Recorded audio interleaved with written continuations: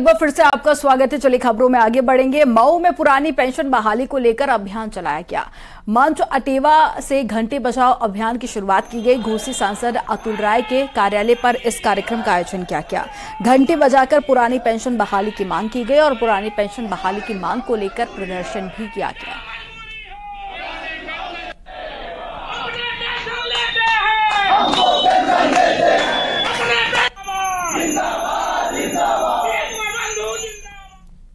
फिरोजाबाद जिलाधिकारी उज्जवल कुमार ने कई गौशाला का दौरा किया। शिकवाबाद में बेसहारा पशु आश्रय केंद्र का भी औचक निरीक्षण उनके द्वारा किया गया। गौशाला परिसर में जल जमाव पाए जाने पर जल निकासी और साफ सफाई पर ध्यान देने को कहा। गौवंशों को पिलाए जाने वाले पानी की गुणवत्ता को परखा। डीएम ने पशु चिकित्सा अधिकारी से गौवंशों के टीकाकरण और पशुओं के स्वास्थ्य के बारे में जानकारी ली। नियमित स्वास्थ्य परीक्षण और टीकाकरण कराने के निर्देश यहां पर दिए गए। शालाओं का निरीक्षण किया जा रहा है, जिसके क्रम में मैंने सिरसागंज व शिकोहाबाद के नगर पालिकाओं द्वारा संचालित गौशालाओं का निरीक्षण किया। मैंने सिरसागंज में जो गौशाला है वो कान्हा गौशाला है, उसमें व्यवस्थाएं अच्छी पाई गई और वहाँ पे सभी को खाना खिलाया जा रहा है और इसके अतिरिक्त वहाँ पे देखभाल की जा रही है। एक एनजीओ द्वारा वो संचालित गौशाला है और अभी हम लोग यहाँ शिकोहाबाद की गौशाला में हैं। यहाँ पे स्थिति में थोड़ी सी कमी पाई जा रही है, थोड़ा सा दलदल है, उसके बारे में संबंधित को निर्देशित किया गया है कि इसकी तत्काल आप लोग इसका सुधारात्मक कार्रवाई करें। अब खबर मैनपुरी से है, जहां पर थाना किशनी में हुए हत्याकांड का एसपी विनोद कुमार ने खुलासा किया। भदेही गांव में 19 साल की लड़की की 25 जुलाई को मौत हो गई थी। युवती के शव को पोस्टमार्टम के लिए भेजा गया था। पोस्टमार्टम रिपोर्ट से युवती की हत्या का सुराग सामने आया। इसके बाद में पुलिस ने छानबीन करते हुए युवती के प्रेमी अजय चौहान को गिरफ्तार कर लिया। तो ये अजय लगातार उसको दबाव बना रहा था कि ये उससे ही शादी करे।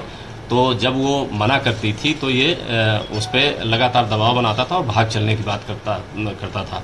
लेकिन जब वो मना करती रही तो उस रात को ये वहाँ पर उसके घर आया और उससे फिर भागने के लिए कहने लगा। लेकिन जब उसने मना किया तो इसने जो डाटा केबल है उससे फंसा करके गले में उसकी हत्या कर दी। मिर्जापुर में गंगा के जलस्तर में बढ़ोतरी हो रही है। पिछले 48 घंटे में 9 सेंटीमीटर प्रति घंटे की रफ्तार से जलस्तर में बढ़ोतरी हुई है, जिसकी वजह से आसपास के क्षेत्रों में बाढ़ का खतरा बढ़ा है। हालांकि आज दोपहर के बाद जलस्तर में कमी आई है, जिससे जिला प्रशासन ने राहत की सांस ली है। जिलाधिकारी का कहना है कि जलस्तर में कमी आ रही है, आम नागरिकों को कोई भी दिक्कत का सामना न करना पड़े, इसके लिए हम पूरी तरह सतर्क हैं।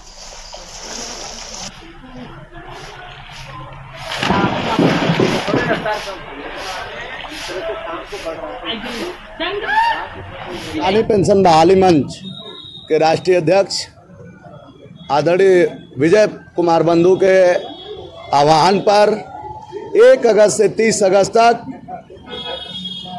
देश के सभी सांसद के दरवाजे पर घंटी बजाओ कार्यक्रम के तहत आज हम लोग अपने मऊ के सांसद माननीय अतुल राय जी के कार्यालय पर बलिया मोड़ पर हम लोग इकट्ठा हुए हैं और हम लोग की ये मांग है, पूरा देश में पुरानी पेंशन पर धरना चल रहा है, प्रदर्शन चल रहा है।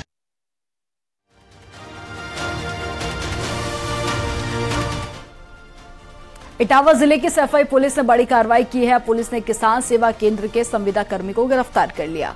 संविदा कर्मी से 32 बोर की अवैध पिस्टल और साथ ही 4 जिंदा कारतूस भी जब्त किया गया। अनुज यादव नाम के संविदा कर्मी का किसी शख्स से विवाद हो गया था, जिसके बाद में पुलिस ने सघन छापेमारी करके अनुज की गिरफ्तारी की।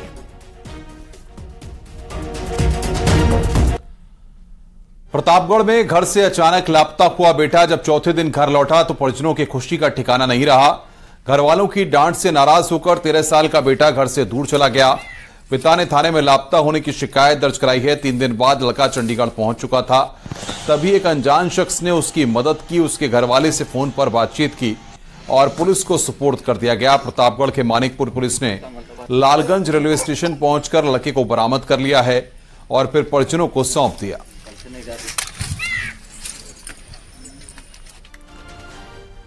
खबर दमदार में फिलहाल इतना ही। आगे बढ़ेंगे, उत्तराखंड की खबरें आपको दिखाएंगे, लेकिन उससे पहले एक नजर अब तक की हेडलाइंस पर। न्यूज 18 नेटवर्क, आप देख रहे हैं news 18 Uttar Pradesh Uttarakhand. Headlines presented by Uttaranchal University Dehradun, NAC A+ accredited university.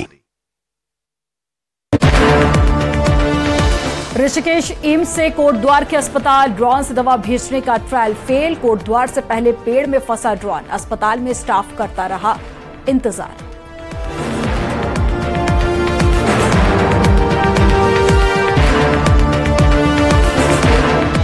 Gaurikund हादसे के बाद प्रशासन का एक्शन, संवेदनशील जगहों से होटल, ढाबे और दुकानों को हटाया।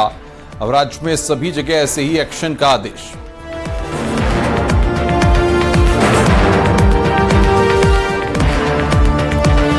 उत्तरकाशी में अवैध निर्माण पर गर्जा बुलडोजर। गंगोत्री हाईवे पर चिन्याली सौड़ और धरासू में अवैध निर्माण ध्वस्त। बरेठी में व्यापारियों ने किया विरोध।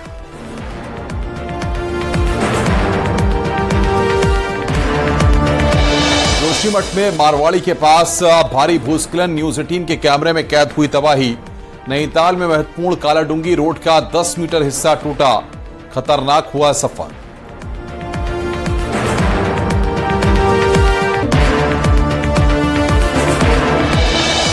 देहरादून के सहसपुर में कावड़ पर पथराव के मामले में पुलिस के रुख पर सीएम धामी नाराज। देहरादून एसएसपी को सख्त कार्रवाई का दिया आदेश। अब तक पकड़े गए 3 में से 2 आरोपियों को मिली जमानत।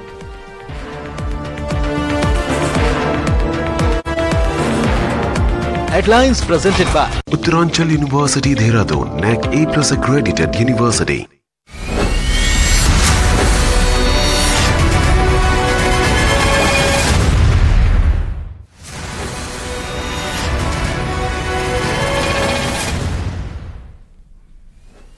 और ऋषिकेश एम्स की ओर से कोटद्वार के बीच में किया गया ड्रोन ट्रायल फेल हो गया है।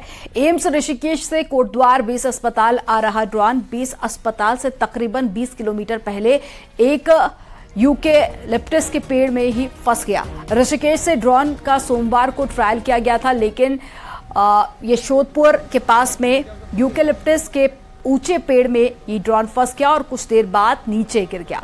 ड्रोन की एक पंखड़ी पेड़ में अटक गई और फिर ड्रोन नीचे गिरकर टूट गया। मौके पर पहुंची ड्रोन संचालक की टीम ने ड्रोन को कब्जे में ले लिया है। अस्पताल की बिल्डिंग के ऊपर ड्रोन के उतरने के लिए जगह भी तैयार की गई थी, लेकिन ड्रोन अस्पताल नहीं पहुंच पाया और 20 अस्पताल में स्टाफ ड्रोन का इंतजार करता रहा।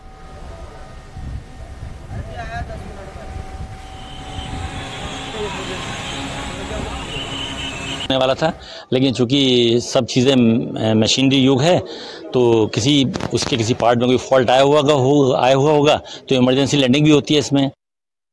एम्स ऋषिकेश से 1:15 बजे तकरीबन ड्रोन को उड़ाया गया था, जो मेडिकल कंपोनेंट लेके, ब्लड कंपोनेंट लेके कोटद्वार बेस हॉस्पिटल इसने पहुंचना था ड्रोन ने, लेकिन बताया जा रहा है कि इमरजेंसी लैंडिंग उसकी कोटद्वार बेस हॉस्पिटल से तकरीबन 20 किलोमीटर दूर पहले ही हो गई।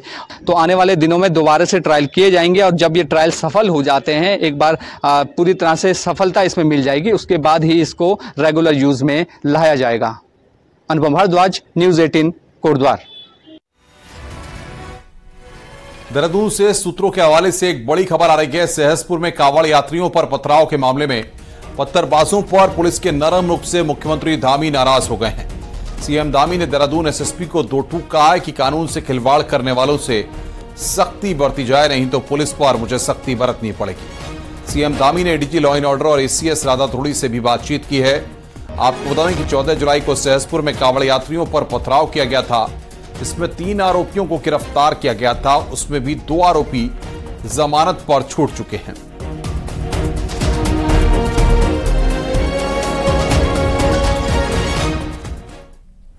हाईकोर्ट के आदेश के बाद में सोमवार को उत्तरकाशी में अतिक्रमण पर प्रशासन को बुलडोजर चलाना पड़ा। प्रशासन और साथी बीआरओ ने गंगोत्री हाईवे पर चिन्याली सौड़, बड़ेठी और धरासू में अतिक्रमण को हटाया। हालांकि चिन्याली सौड़ में व्यापारियों ने खुद ही अतिक्रमण को तोड़ दिया, जबकि बड़ेठी में थोड़ी तनाव की स्थिति देखने को मिली। यहां पुलिस जब बल लगाकर बीआरओ ने अतिक्रमण को हटाया। जिले में बड़ी संख्या में अतिक्रमण को चिन्हित किया गया था, जिस पर आगे भी बड़ी कार्रवाई हो सकती है।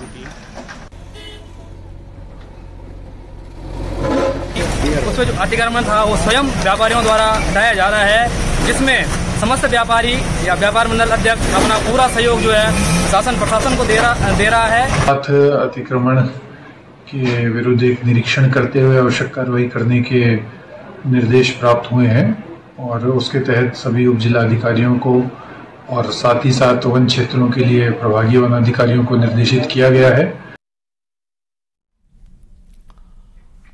रामनगर की नदियां और बरसाती नाले मानसून सीजन में खतरनाक हो उठते हैं, जिसके बारे में बार बार बताने के बावजूद लोग गलतियां करते हैं। डेला नदी अपने उफान पर है।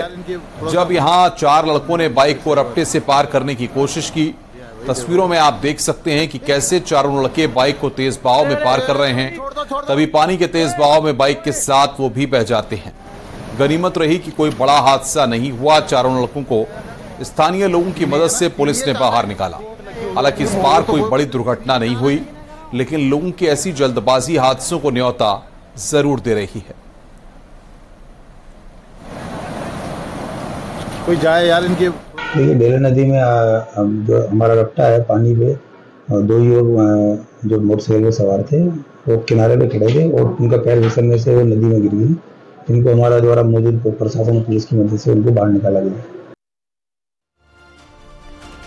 हल्द्वानी में लगातार बारिश जारी है। हल्द्वानी से चौर गलिया जाने वाली रोड पर बरसाती रपटे उफान पर आ गए हैं, जिसकी चपेट में एक बाइक सवार आ गया। हालांकि गनीमत ये रही कि कुछ लोग वहां पर मौजूद थे, जिन्होंने अपनी जान जोखिम में डालकर बहते बाइक सवार को बचा लिया। पहाड़ों में बारिश से बरसाती नाले उफान पर हैं, जो सड़कों पर बह रहे हैं, और ऐसे में रपटे पार करते वक्त सावधानी बेहद जरूरी है।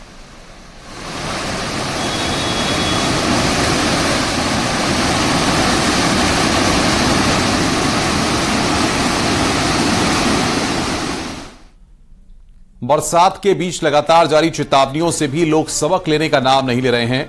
हल्द्वानी के छड़ाइल इलाके में भी कुछ ऐसा ही देखने को मिला, जहां उफान में आए रक्सिया नाले में एक कार सवार ने जबरन कार डालने की कोशिश की, लेकिन कार सवार नाले के उफान में फंस गया, जिससे कार सवार और उसके परिवार की सांसें अटक गईं। कार सवार को वहां मौजूद स्थानीय लोगों ने बमुश्किल रस्सियों के सहारे से बचाया। इस पूरी घटना का वीडियो सोशल मीडिया में वायरल हो रहा है। भगाई दो इनको, डांट डपट के भगा दो। उसको ड्राइवर को बैठाइए गाड़ी में। जोशीमठ में भारी भूस्खलन की तस्वीरें न्यूज़ 18 के कैमरे में कैद हो गई। जोशीमठ के मारवाड़ी में भारी भरकम भूस्खलन हुआ है। यहां हरे भरे पेड़ और साथ ही बड़े बड़े बोल्डर नदी में समा गए और लगातार लैंडस्लाइड होता जा रहा है। मारवाड़ी से लेकर सुनील क्षेत्र तक जनवरी महीने में आई दरारों से प्रभावित इलाका अब भूस्खलन की जद में आ गया है और बारिश के बाद में इन इलाकों में लगातार भूस्खलन हो रहा है, यानी कि स्थितियां बहुत ज्यादा खराब होती हुई नजर आ रही है।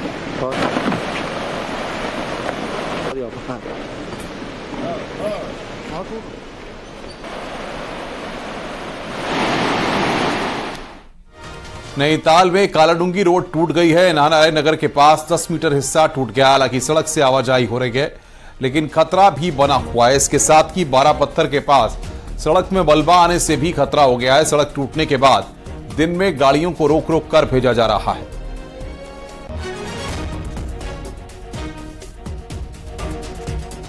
द्वारा यहाँ पे साइड पे पत्थर लगाए जा रहे हैं और उसके अनुसार हमारे जो यहाँ पे गाड़ी की आवाज जाव हो रही है, वहाँ पर हमारी ड्यूटी लगी पड़ी है। एक एक करके यातायात हम एक एक करके गाड़ियाँ छोड़ रहे थे। पिथौरागढ़ के धारचूला में बारिश ने तांडव मचाया। तवाघाट सोबला रोड में हुए लैंडस्लाइड में 6 लोगों की जिंदगी बाल बाल बची है।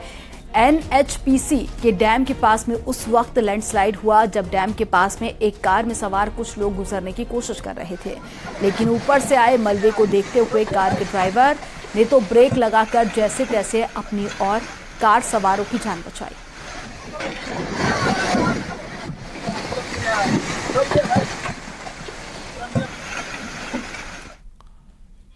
रुद्रप्रयाग के गौरीकुंड में हुए दर्दनाक हादसे के बाद दोबारा इस तरह की घटना न हो, इसके लिए गौरीकुंड के पास सभी संवेदनशील स्थानों पर बनी दुकानों को हटाने के लिए एक्शन शुरू हुआ है। जहां भी खतरे वाली जगह है वहां से सभी प्रकार के अवैध कंस्ट्रक्शन को हटाने के आदेश शासन से मिले हैं। वहीं सालों से गौरीकुंड के आसपास रोजी रोटी चला रहे लोगों के सामने अब आजीविका का संकट पैदा हो गया है। यहाँ कुछ लोकल तो कुछ नेपाली कारोबारी हैं जो अब खासे परेशान हैं।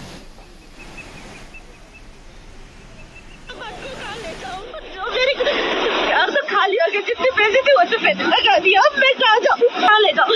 सिलेंडर है नीचे रजाई करते हैं पूरे सामान से। अभी बारिश आएगा तो ऐसे बर्बाद हो जाएगा। मेरे बच्चों को मैं स्कूल का फीस जमा नहीं कर पाऊंगी तो मैं क्या करूँगी सर, आप बताइए। गौरीकुंड हादसे में 23 लोगों की जान चली गई है और प्रशासन अब जागा है। खतरनाक जगहों पर बनी दुकानों को हटाया जा रहा है। ऐसे में सवाल यह है कि जब राज्य में हर टूरिस्ट प्लेस पर ऐसे ही हालात हैं तो कहां से ऐसे निर्माण हटाए जाएंगे।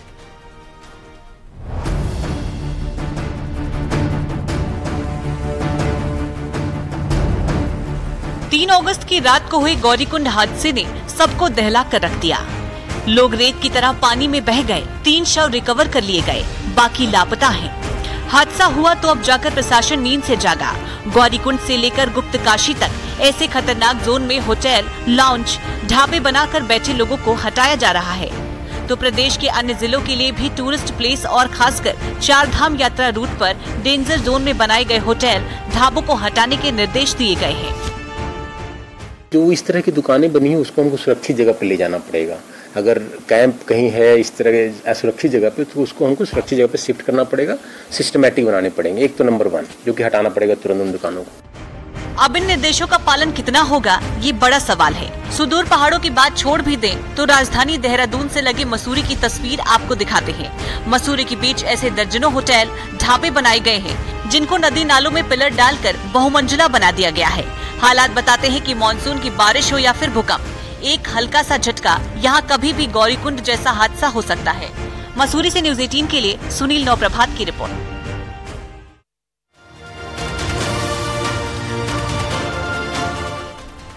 रुद्रप्रयाग के गौरीकुंड हादसे के बाद पुलिस वेरिफिकेशन पर बड़े सवाल खड़े हो गए हैं, क्योंकि हादसे के बाद जो 3 शव मिले हैं उनकी पहचान अब तक भी संदिग्ध बनी हुई है। तीनों के पास जो पहचान पत्र और आईडी मिले हैं वो किसी और की निकली हैं। नेपाल का तेग बहादुर उत्तराखंड में नरेश कामी नाम से काम कर रहा था और नरेश कामी नाम से ही उसका कार्ड बना था। यानी नेपाल के लोगों के आधार कार्ड भी बेहद आसानी से यहां बनाए जा रहे हैं। बाकी अन्य लोगों में भी कई लोगों की पहचान संदिग्ध हो सकती है।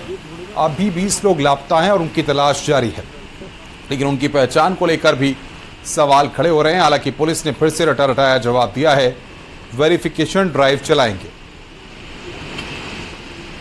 जांच का विषय होगा, क्योंकि अभी रेस्क्यू काम में है लगे हुए, लेकिन ये जांच का विषय रहेगा कि ये जो आई कार्ड है, आई कार्ड में नरेश कामी और इसके भाई ने किस नाम से इसकी पहचान? तेग बहादुर। उत्तराखंड में हुए आपदा के नुकसान का केंद्रीय टीम आंकलन करेगी। भारत सरकार की टीम आपदा का जायजा लेने के लिए कल पहुंचेगी और 3 दिन के दौरे पर पहुंच रही केंद्रीय टीम देहरादून और साथ ही हरिद्वार जाएगी और नुकसान का आंकलन करेगी। उत्तराखंड में आपदा से अब तक सरकारी विभागों को करोड़ों का नुकसान हुआ है। इसके अलावा इस सीजन में अब तक 38 लोगों की मौत हो गई है, जबकि 20 लापता है। 1200 से ज्यादा घरों को नुकसान पहुंचा है।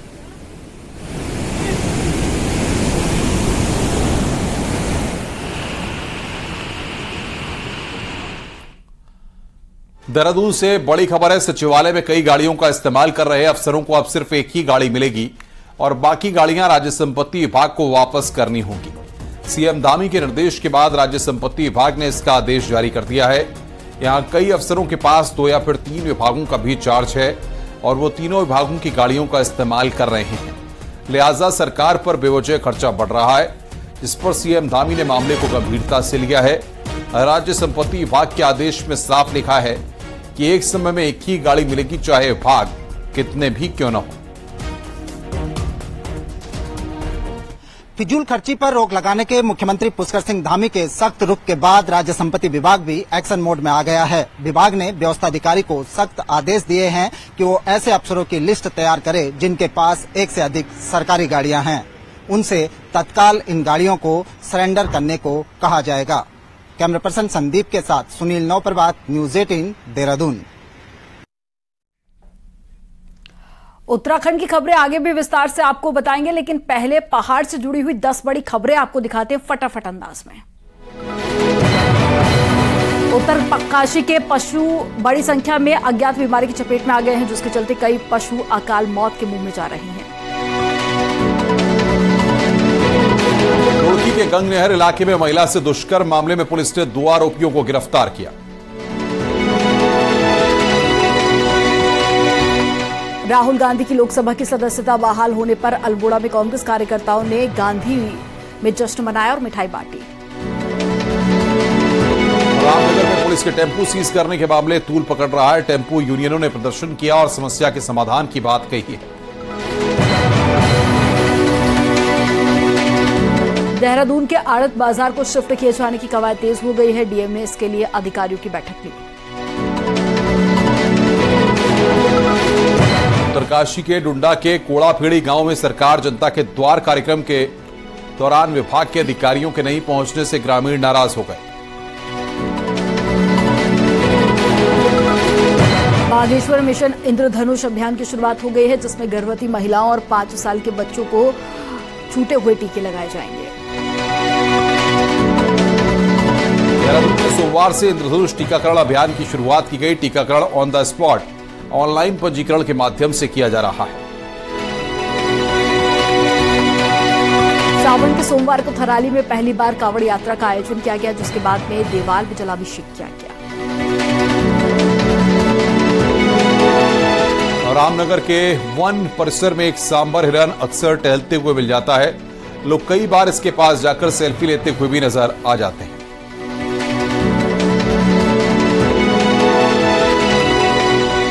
हल्द्वानी के वनफूलपुरा में रेलवे की जमीन में अतिक्रमण के मामले में आज सुप्रीम कोर्ट में सुनवाई टल गई। सुप्रीम कोर्ट के जज जस्टिस धूलिया ने खुद को सुनवाई से अलग कर दिया है। अब जल्द की सुनवाई के लिए नई पीठ का गठन होगा। हाईकोर्ट ने वनफूलपुरा में अतिक्रमण हटाने का आदेश दिया था, जिसके बाद 5 जनवरी को सुप्रीम कोर्ट ने वनफूलपुरा के 4000 से ज्यादा घरों पर बुलडोजर चलाने से रोक लगाई थी।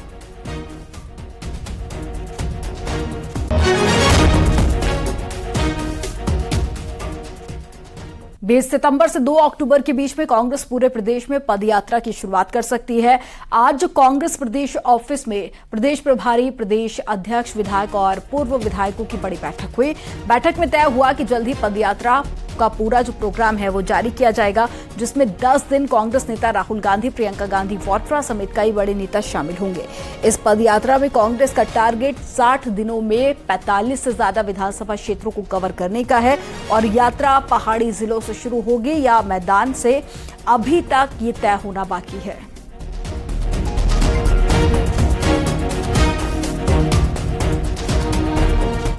राहुल गांधी का जो असली व्यक्तित्व था, जिसको मोदी की आईटी टीम ने पप्पू बना करके छोड़ दिया था, उन्होंने ग्राउंड जीरो से शुरू करके जो है आज अपने को 80% तक ले गए हैं। राहुल गांधी जी ने खुद ही ये कहा है कि अगर आप सीरियसली करोगे और 50-60 दिन की आप यात्रा करोगे तो 10 दिन में सम्मिलित रहूंगा। निश्चित ही उसमें प्रियंका जी की भी सहभागिता रहेगी, आदरणीय खड़गे साहब रहेंगे, हम वेणुगोपाल जी को भी आमंत्रित करेंगे, सचिन पायलट हैं, हमारे हुड्डा जी हैं, हमारे कन्हैया कुमार जी हैं।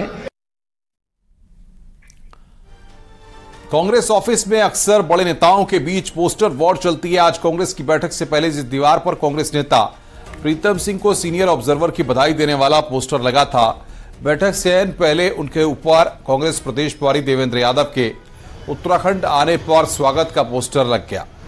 ये पहला मौका नहीं है जब उत्तराखंड कांग्रेस ऑफिस में पोस्टर में फोटो लगाने, पोस्टर से फोटो हटाने का काम हुआ हो।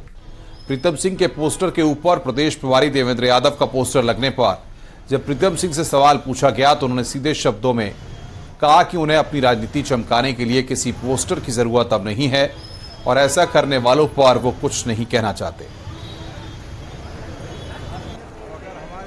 किसी साथी ने मेरा पोस्टर लगा दिया, उससे अगर किसी को परेशानी होती है तो निकाल देना चाहिए, मुझे कोई फर्क नहीं पड़ता। बल्कि अरे मैं तो कह रहा हूँ कि जिन पोस्टरों में मेरा फोटो लगा उसे भी हटा दो, उससे मेरा वजूद जो है फ्लैक्स में फोटो से नहीं है। अगर मेरा वजूद है तो मेरे अपने कार्यों से है।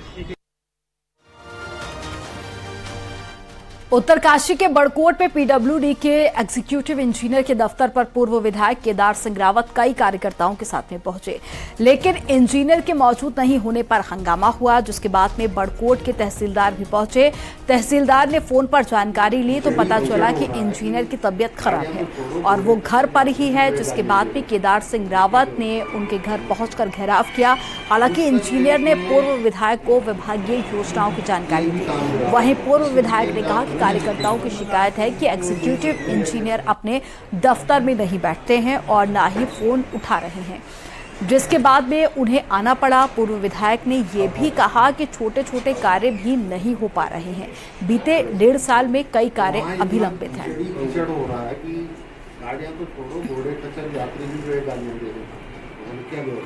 से एग्जीक्यूटिव इंजीनियर पीडब्ल्यूडी बड़कोट से फोन कर रहा हूँ, फोन नहीं उठा रहे हैं। डीएम के माध्यम से फ़ोन कर रहा हूँ, फ़ोन नहीं उठा रहे हैं। एसडीएम के माध्यम से फ़ोन कर रहा हूँ, फ़ोन नहीं उठा रहे। फिर मजबूरन होकर मैंने कहा चलो देखते हैं, इनका कोई ज़्यादा ही तकलीफ तो नहीं। मेरा स्वास्थ्य खराब था, मैं मेडिकली मैंने इस वजह से अपने अधीक्षण अभियंता महोदय को प्रातःकाल ही बता दिया था कि आज मुझे 1 दिन की सीएल दे दीजिए। मैंने ऑनलाइन सीएल भी अप्लाई कर दी थी। नैनीताल जिले में सोमवार सुबह से ही भारी बारिश जारी है, जिसके कारण जिले में 20 से ज्यादा सड़कें बंद हैं। हल्द्वानी से नैनीताल जाने वाला मार्ग भी हाईवे दुगांव के पास भारी भूस्खलन के चलते बंद हो गया है। इससे आवाजाही में काफी दिक्कतों का सामना करना पड़ रहा है और रोड पर दोनों तरफ गाड़ियों की लंबी कतार लग गई है।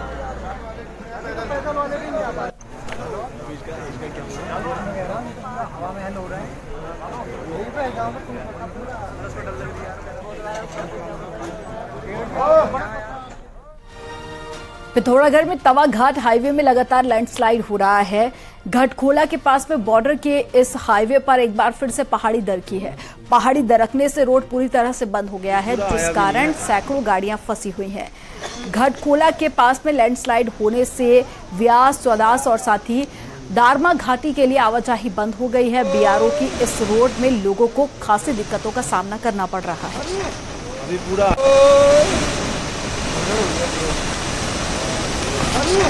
अभी पूरा आया भी नहीं है। चमोली में भारी बारिश से उर्गम घाटी का संपर्क जोशीमठ से कट गया है। यहां सड़क धंसने से कई गाड़ियां घाटी में ही फंस गई हैं। वहीं लोग जान जोखिम में डालकर स्कूटी को निकालने की कोशिश कर रहे हैं। स्थानीय लोग इसी मार्ग से रोजाना सफर करते हैं। लोगों का कहना है कि पीएमजीएसवाई के तहत जो रोड कटिंग का काम हुआ, उसमें नालियों का निर्माण नहीं होने की वजह से पानी सड़क पर बहने लगा, जिससे रोड क्षतिग्रस्त हो गई।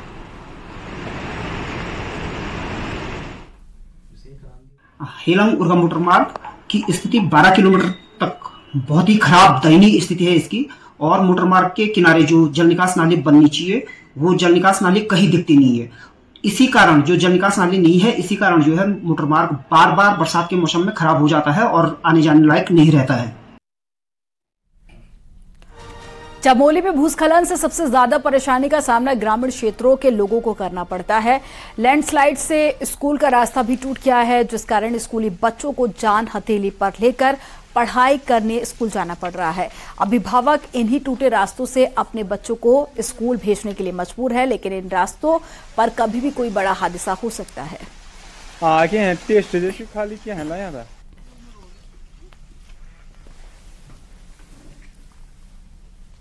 रुक रहे हैं यहां पर एक ब्रेक के लिए और आगे देखिए।